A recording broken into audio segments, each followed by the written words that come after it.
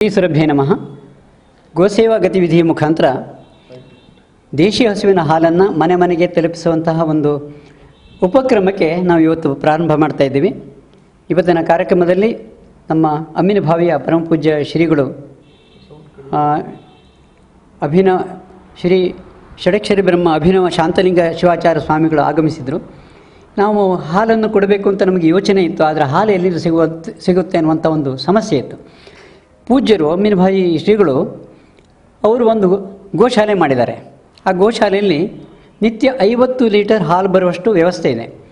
ಆ ಹಾಲನ್ನು ಎಷ್ಟು ಚೆನ್ನಾಗಿ ನಮಗೆ ತಲುಪಿಸ್ತಾ ಇದ್ದಾರೆ ಅಂತ ಕೇಳಿದ್ರೆ, ಆ ಹಸುವಿಗೆ ಕೊಡುವಂತಹ ಮೇವಿದೆಯಲ್ಲ, ಆ ಮೇವು ಕೂಡ ಸಂಪೂರ್ಣ ರಾಸಾಯನಿಕ ಮುಕ್ತವಾಗಿದೆ.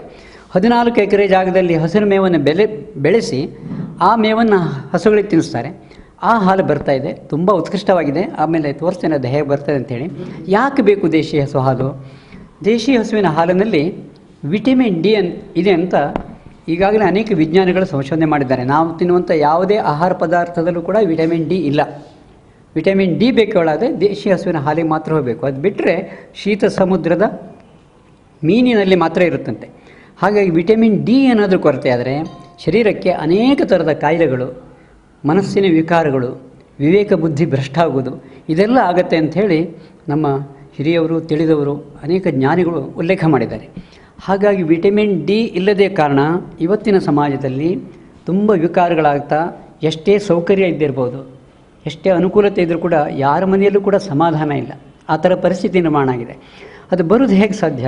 ನಮ್ಮ ಆಹಾರದ ಮುಖಾಂತರದಿಂದಲೇ ನಮ್ಮ ಮನಸ್ಸು ನಿರ್ಮಾಣ ಆಗುತ್ತೆ. ನಮ್ಮ ಮನಸ್ಸಿಗೆ ತಕ್ಕಂತೆ ನಮ್ಮ ಬುದ್ಧಿ ಕೆಲಸ ಮಾಡುತ್ತೆ. ಆ ಥರದಲ್ಲಿ ನಮ್ಮ ಸಾಮಾಜಿಕ ಕಾರ್ಯಗಳು, ಚಟುವಟಿಕೆಗಳಾಗುತ್ತೆ. ಅದಕ್ಕೆ ತಕ್ಕಂತೆ ನಮ್ಮ ವ್ಯಕ್ತಿತ್ವ ವಿಕಾಸ ಆಗುತ್ತೆ, ವ್ಯಕ್ತಿತ್ವ ಸಮಾಜದಲ್ಲಿ ರೂಪಿತ ಆಗುತ್ತೆ. ಆಹಾರ ಶುದ್ಧವಾಗಿದ್ದರೆ ಇದೆಲ್ಲ ಶುದ್ಧವಾಗಿ ಬರುತ್ತೆ.